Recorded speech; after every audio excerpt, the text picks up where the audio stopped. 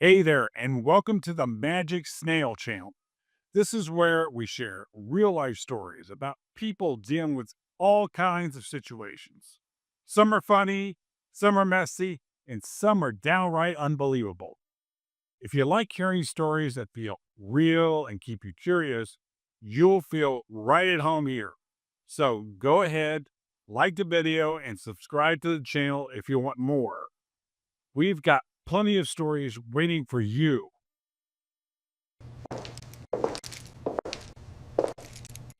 All that's left of him is a rented Hyundai. My marriage was built on trust, like a Jenga tower.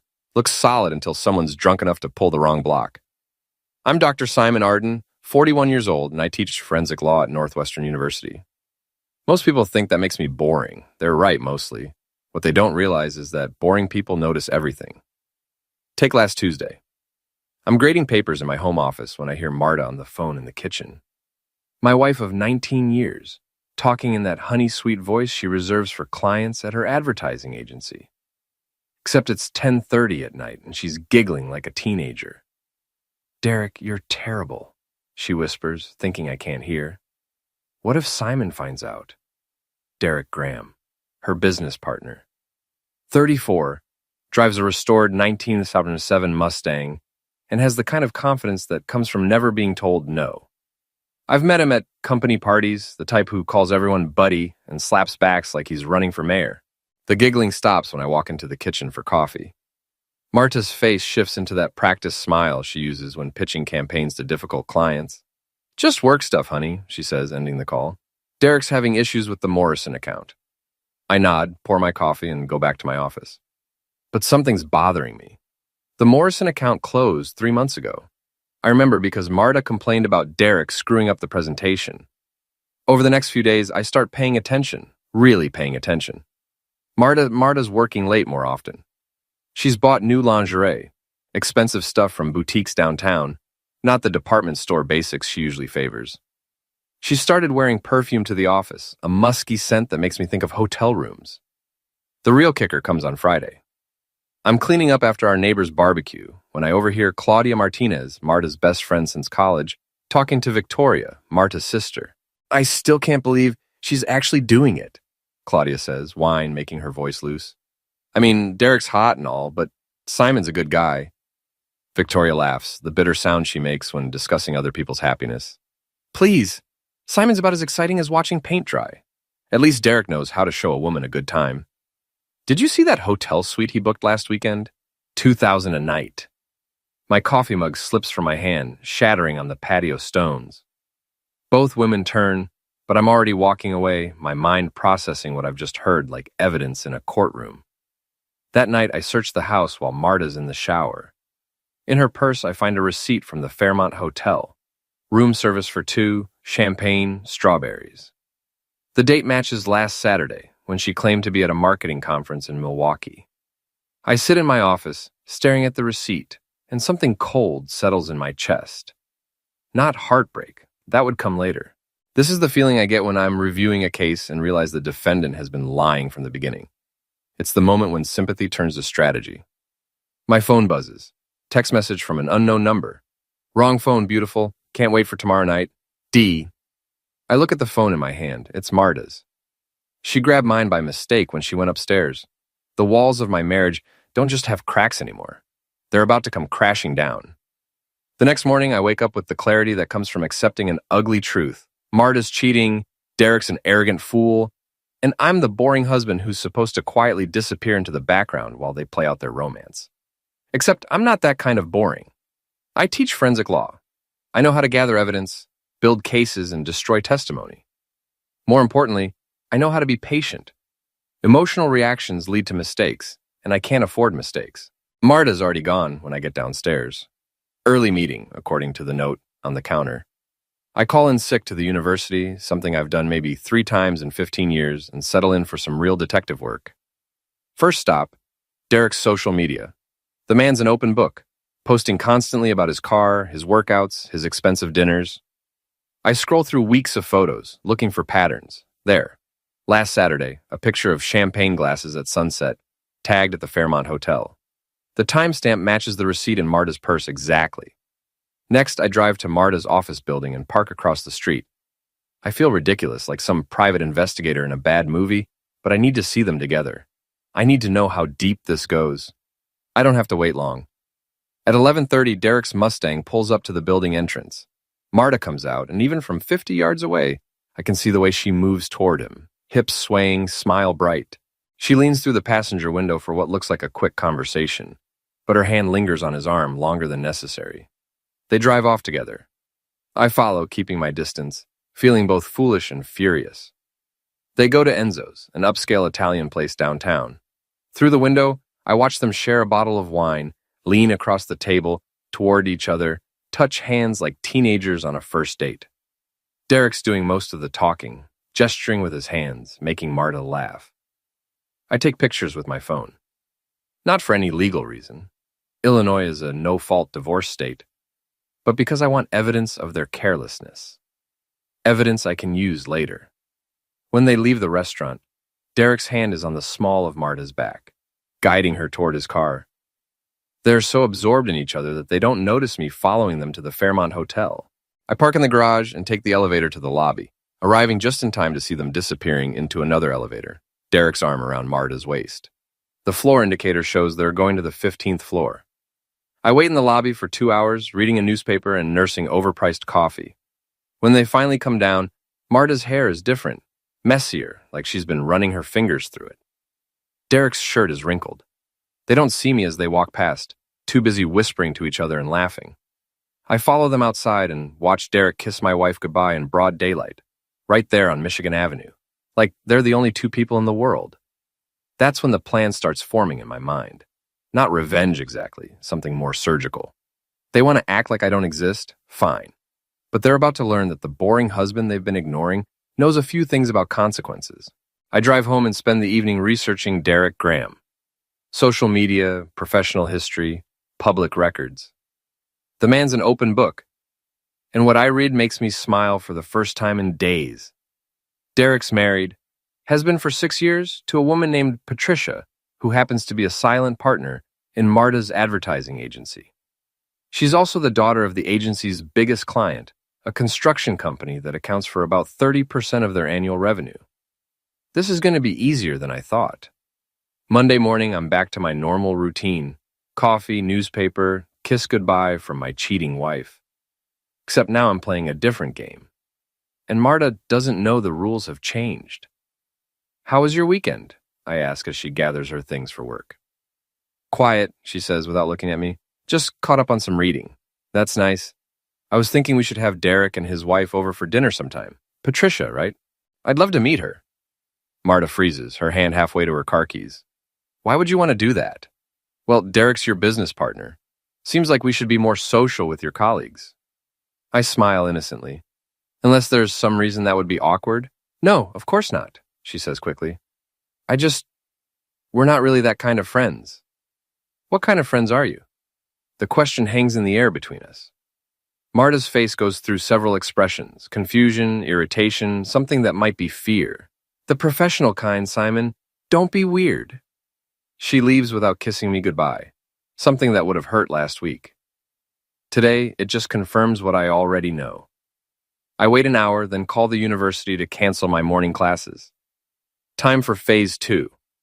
I drive to Derek's neighborhood, an upscale development north of the city where the houses have circular driveways and 3-car garages. Derek's address was easy to find.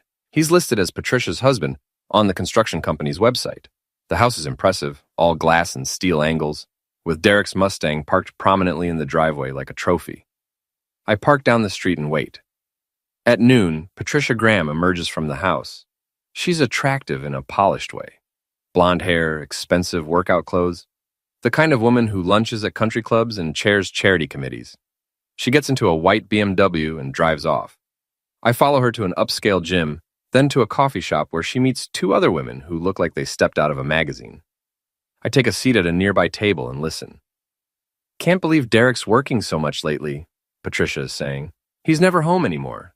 Men and their careers," one of her friends replies. "At least he's ambitious." I suppose, though I did find a hotel receipt in his jacket pocket last week. The Fairmont. He claimed it was for a client meeting, but what? Well, it was for a suite, and there was champagne on the bill. What kind of client meeting involves champagne? The friends exchange glances. I lean closer, pretending to read my newspaper. You don't think he's... One of them starts. I don't know what to think, Patricia says. He's been different lately, secretive, and he's been spending a lot of time with that woman from work. Which woman? Marta something. She's married too, but Derek talks about her constantly. How smart she is, how creative. It's nauseating. I finish my coffee and leave, my mind racing. Patricia's already suspicious. She just needs a little push in the right direction. That evening, I create a fake email account and send Patricia a simple message. Your husband and Marta Arden are having an affair. Fairmont Hotel, room 1547, Tuesdays and Fridays. Thought you should know. A friend. I don't expect her to believe it immediately, but doubt once planted has a way of growing. The next day, I'm teaching my advanced evidence class when my phone buzzes. Text from Marta. Working late tonight? Don't wait up. It's Tuesday. Of course she is. I dismiss class early and drive to the Fairmont. Sure enough, Derek's Mustang is in the parking garage. I take the elevator to the 15th floor and walk down the hallway until I find room 1547. I don't knock. Instead, I call the hotel's front desk from my cell phone. Yes, I'm concerned about a possible gas leak on the 15th floor, I tell the clerk.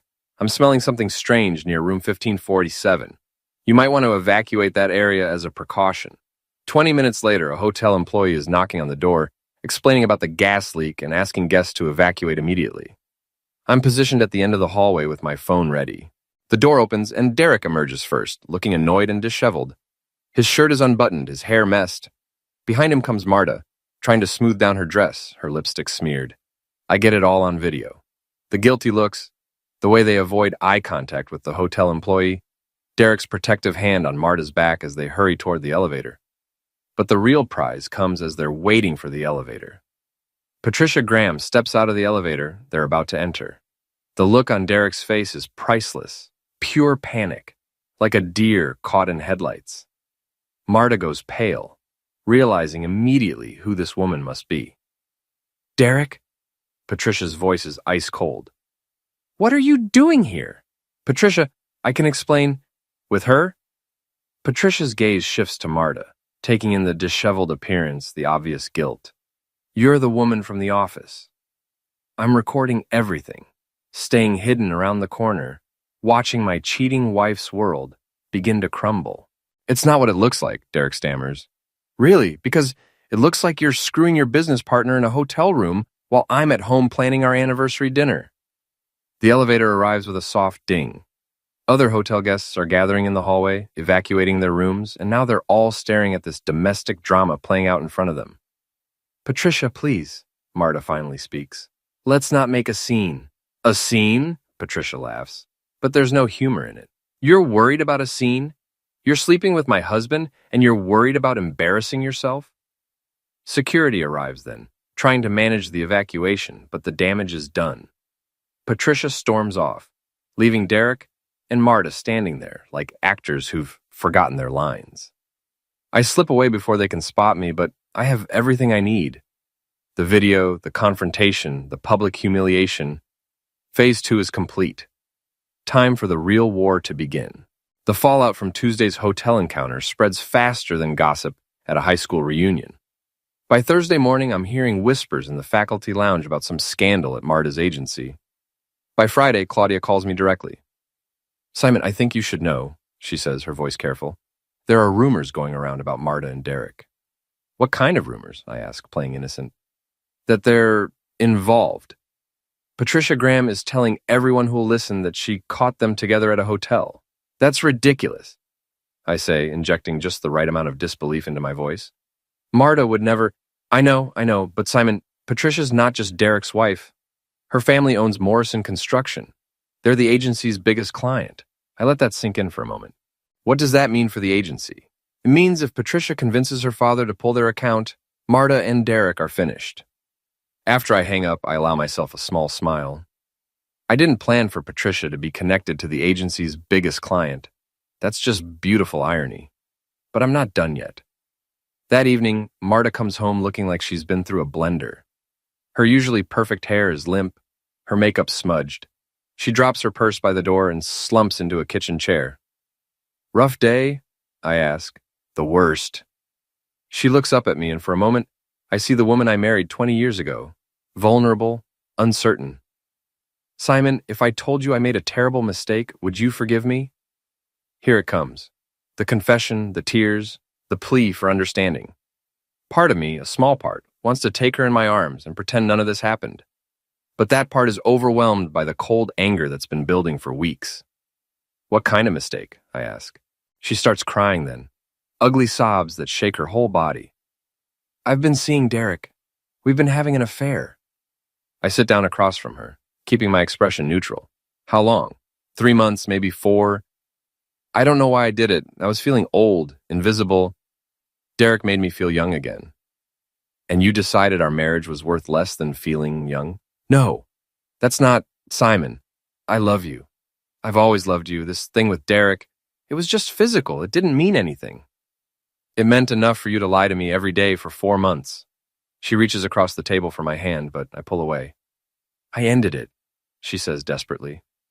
"After what happened at the hotel, I told Derek we're done. Patricia's threatening to destroy the agency. Derek's talking about leaving his wife, but I told him I want to save our marriage." "What did Derek say about that?" "He's angry. He thinks I'm abandoning him. But Simon, you have to believe me. I choose you. I choose our family." I study her face, noting the desperation, the fear. She's not just afraid of losing me. She's afraid of losing everything, her job, her reputation, her comfortable life. "I need time to think," I tell her. "How much time?" "I don't know. Maybe you should stay at Victoria's for a while."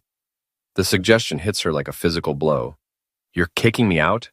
"I'm asking for space. There's a difference." She packs a bag that night, crying the whole time. I watch from the doorway, feeling nothing. The woman I loved is gone, replaced by this stranger who traded our marriage for hotel room adventures with a man who drives a classic car and tells her she's special. After she leaves, I pour myself a scotch and start planning phase 3. Derek Graham thinks he can walk away from this mess unscathed. He's about to learn otherwise. The next morning, I drive to Derek's office building. His Mustang is in the parking garage, but it looks different. Someone has keyed the word cheater into the driver's side door and poured sugar in the gas tank. The car won't start. I watch from across the street as Derek discovers the damage, his face red with rage. He calls a tow truck, paces around the car, makes angry phone calls. When the tow truck arrives, I follow it to the repair shop. "Excuse me," I tell the mechanic. "That Mustang they just brought in, the owner's a friend of mine. What happened to it?" The mechanic shakes his head. "Someone really had it in for this guy. Keyed, sugar in the tank, brake fluid on the paint job. Gonna cost him at least $5,000 to fix." I make sympathetic noises and leave, but I'm smiling. I didn't vandalize Derek's car. That was someone else, probably Patricia or one of her friends. But I'm happy to let Derek think I'm responsible. That afternoon, Derek shows up at my house. He's driving a rental car, a basic sedan that looks pathetic compared to his usual ride. He pounds on my front door like he's trying to break it down. "Open up, Arden. I know you're in there." I take my time answering, making sure to look calm and collected when I finally open the door. "Derek, what brings you by?"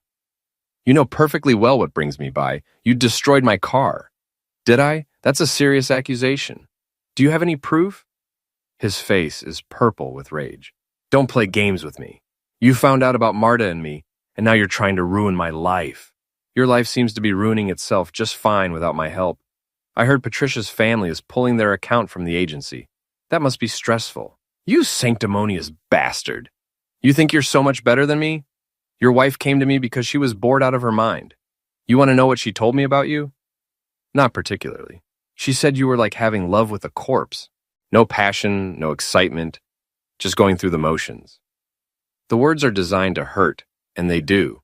But I don't let it show on my face. "Is that why you're here, Derek? To share marital advice? Because I have some for you too.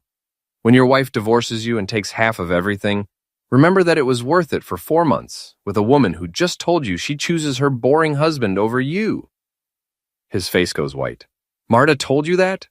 "She told me a lot of things, including how you begged her to leave me and how disappointed you were when she refused." "It's a guess, but Derek's expression tells me I'm right.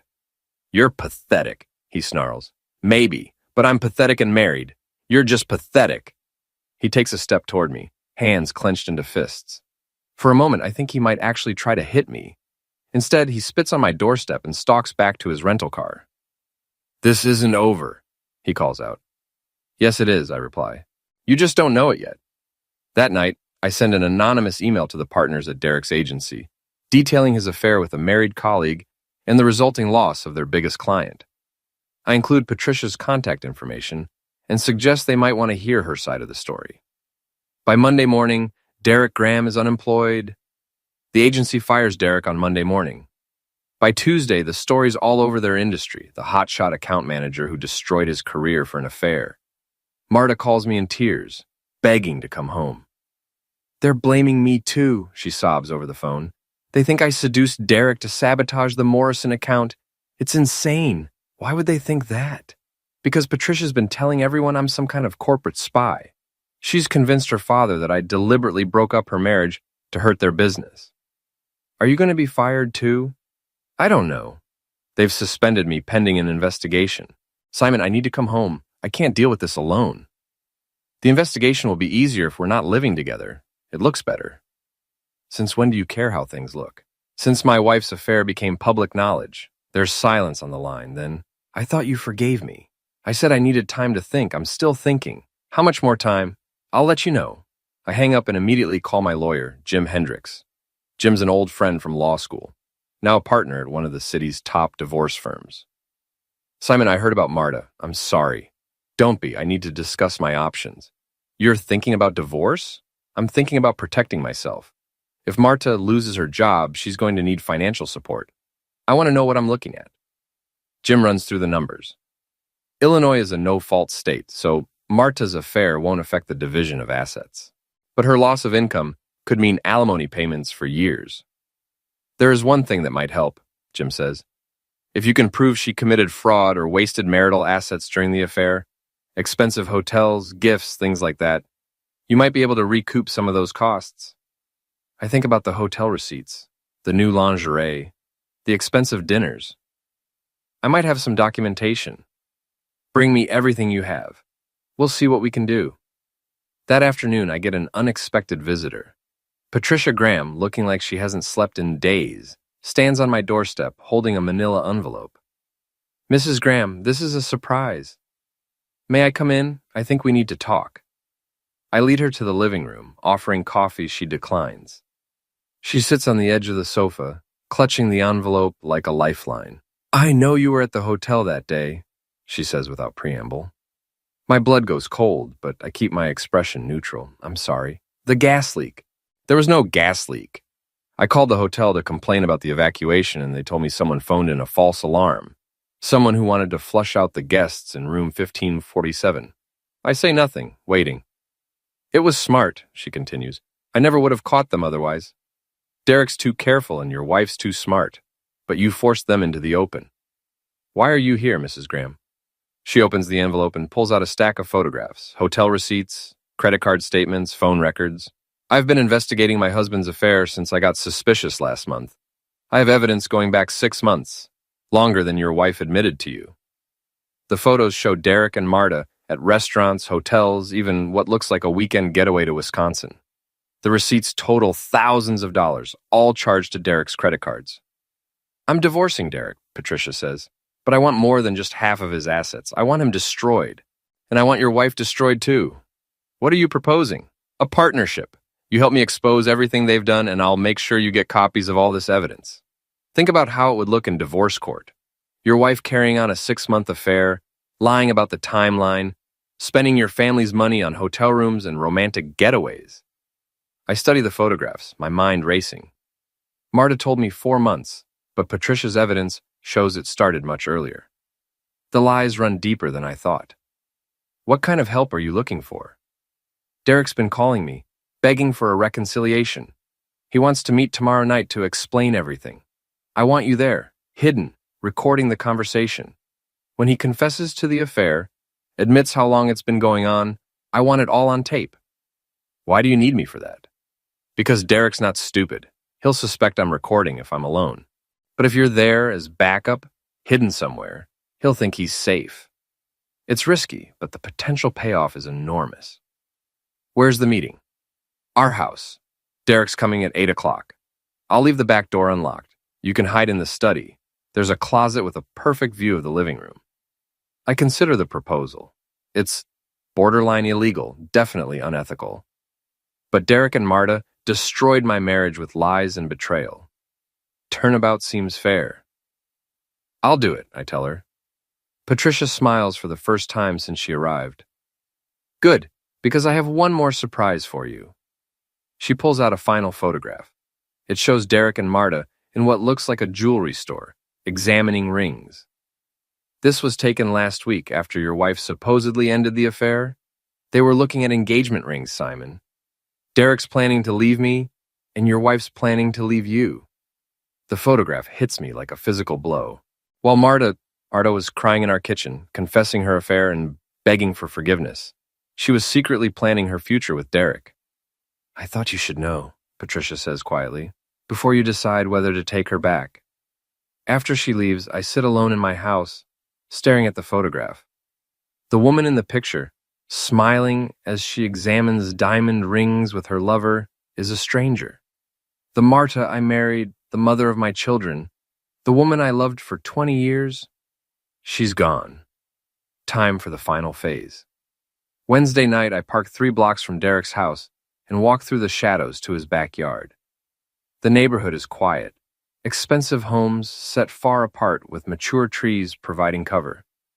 Patricia's left the back door unlocked as promised. I slip inside, my heart hammering. I've never done anything like this before.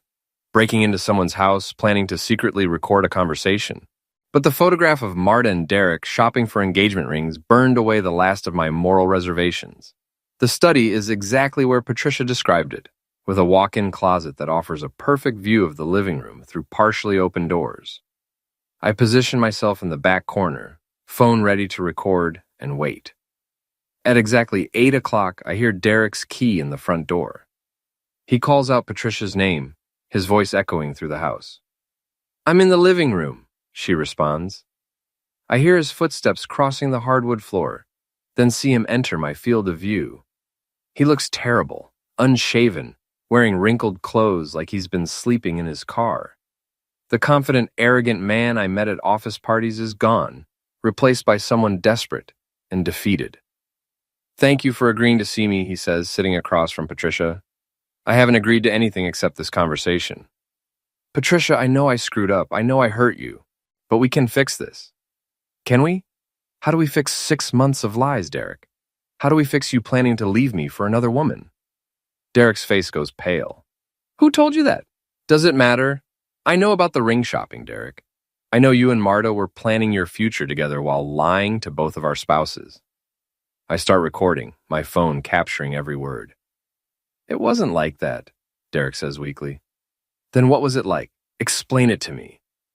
Derek runs his hands through his hair, looking around the room like he's searching for an escape route. I fell in love with her, okay? I didn't plan it, it just happened. And yes, we talked about being together, but what? But she chose her husband. After you caught us at the hotel, she got scared. She ended things and went back to Simon. Just like that? Just like that. She said she realized she loved him more than she thought. That I was just a midlife crisis. The words hit me like a punch to the gut. Even in Patricia's living room, even after everything that's happened, hearing Derek confirm that Marta chose me over him brings a complicated mix of emotions. So you're telling me, Patricia continues, that you destroyed our marriage for a woman who dumped you the moment things got complicated? I'm telling you I made a mistake, a huge, stupid mistake, and I want to fix it. By doing what? By being the husband you deserve. By rebuilding your trust. By spending the rest of my life making this up to you. Patricia laughs, but there's no humor in it. Derek, you don't have the rest of your life. You don't have a job, you don't have a career, and after tonight, you won't have a wife? What do you mean? I mean, I've already filed for divorce. I mean, I've already given my lawyer every piece of evidence I could find about your affair. Bank records, hotel receipts, photographs, phone records, everything. Derek's face crumples. Patricia, please. I'm not finished. I've also shared that evidence with Simon Arden. Your lover's husband deserves to know the truth about how long you two have been lying to him. You did what? He's a good man, Derek. He deserves better than what you and Marta put him through. Derek stands up abruptly, pacing to the window. You vindictive witch. You want to destroy everyone, don't you? I want justice. There's a difference. Justice? You want to ruin Marta's life because you can't handle the fact that I fell in love with someone else? I want to ruin Marta's life because she helped you lie to me for 6 months. Because she knew you were married and didn't care. Because she's just as guilty as you are. Derek spins around, his face twisted with rage. You know what your problem is, Patricia? You're cold. You're calculating. You never loved me. You just loved the idea of being married to someone successful. And you never loved me either. You loved my family's money and the business connections that came with marrying me. And at least I'm honest about it now. Are you? Because you're still lying, Derek. You're still pretending this affair was some great love story instead of what it really was. Two selfish people who didn't care who they hurt. Derek moves toward her, and for a moment I think he might get violent. Instead, he stops in front of her chair, looking down at her with contempt. I hope you're happy, he says. I hope destroying my life and Marta's life makes you feel better about yourself. It does, Patricia replies calmly. It really does. Derek storms out, slamming the front door behind him. I wait 5 minutes before emerging from the closet, my phone full of recorded evidence. Did you get what you needed? Patricia asks. More than I expected. She nods, looking suddenly exhausted. Good. Because now comes the hard part. What's that? Deciding what to do with it. I drive home in silence, my mind processing everything I've heard. Derek's confession, his admission that the affair lasted 6 months, his confirmation that he and Marta were planning a future together. It's all there. Recorded. Undeniable. But there's something else on the recording that I can't stop thinking about. Derek's claim that Marta chose me over him. That she ended the affair because she realized she loved me more than she thought. Is that true? Or is it just another lie, another manipulation? I'm about to find out. When I get home, Marta's car's in the driveway. She's sitting at the kitchen table, still wearing her work clothes, looking like she's been waiting for hours. I lost my job, she says without preamble. They fired me this afternoon. I sit down across from her, studying her face. I'm sorry. Are you? Because I think you wanted this to happen. Why would I want my wife to lose her job? Because it's punishment. Because you want me to suffer for what I did. I pull out my phone and set it on the table between us. Before we continue this conversation, there's something you need to hear. I play Derek's recorded confession, his admission that the affair lasted 6 months, not 4. His confirmation that they were shopping for engagement rings. His claim that Marta ended things because she chose me over him. Marta's face goes through a series of expressions as she listens. Shock, fear, resignation, and finally something that might be relief. So now you know everything, she says when the recording ends. Do I? Because Derek seems to think you chose me over him. Is that true? She looks down at her hands, tears starting to fall. Yes. Why? Because I realized what I was about to lose. My family, my home, my life with you. Derek was exciting, but your home, Simon. Your safety and comfort and 20 years of shared history. That's not love, Marta. That's convenience. No, it's both. I do love you. I never stopped loving you, even when I was with him. But you were planning to leave me anyway. I was confused. Derek was pushing me to make a choice, and I thought I wanted the excitement, the passion. But when Patricia caught us, when everything fell apart, I realized that passion fades. What we have is stronger than that. I study her face, looking for signs of deception, but all I see is exhaustion and genuine regret. The ring shopping was Derek's idea, she continues. I went along with it because I was caught up in the fantasy, but I never would have gone through with it. How do I know that? Because I'm here. Because I'm fighting for our marriage, instead of running away with him. We sit in silence for a long moment. Finally, I speak. 6 months, Marta. You lied to me for 6 months, and then you lied about how long you'd been lying. I know. You spent thousands of our money on hotel rooms and romantic getaways. I know. You planned a future with another man while sleeping in our bed and eating at our table. I know. She's crying harder now, her whole body shaking. I know I destroyed everything. I know you'll probably never trust me again. But Simon, please, don't give up on us. Not yet. I look at this woman who betrayed me, who lied to me, who nearly left me for a man with a classic car and a smooth line. I should feel anger, hatred, the desire for revenge. Instead, I feel tired. I need you to do something for me, I tell her. Anything. I need you to call Derek right now in front of me and tell him that if he ever contacts you again, I'll release this recording to everyone we know.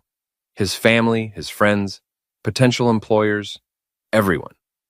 She nods and picks up her phone. Derek answers on the first ring. Marta, thank God. Patricia told me she gave evidence to your husband. We need to... Derek, stop. Marta's voice is steady, stronger than I've heard it in weeks. It's over. Completely over. If you contact me again, Simon will make sure everyone hears your confession about our affair. What confession? The one he recorded at your house tonight. There's silence on the line, then. You're choosing him again. I'm choosing my marriage. Goodbye, Derek. She hangs up and looks at me. What now? Now we see if we can rebuild something from the wreckage. It won't be easy. Trust, once broken, is harder to repair than it is to destroy. But as I look at Marta, really look at her, maybe for the first time in months, I see something I'd forgotten was there. I see the woman I fell in love with 20 years ago, scared and flawed and human, but fighting for us instead of running away. Maybe that's enough to start with. 6 months later, Derek Graham is working at a small marketing firm in another state. His career and marriage, both casualties of his choices. Patricia Graham has moved to California, taking her family's construction business with her. And Marta and I are still here, still married, still working through the aftermath of her betrayal. Some days are harder than others. Some days I catch myself wondering if she's telling the truth when she says she's working late. Some days she catches me watching her with suspicious eyes. But we're trying. We're both trying. Because sometimes the most radical thing you can do isn't revenge. Sometimes it's forgiveness.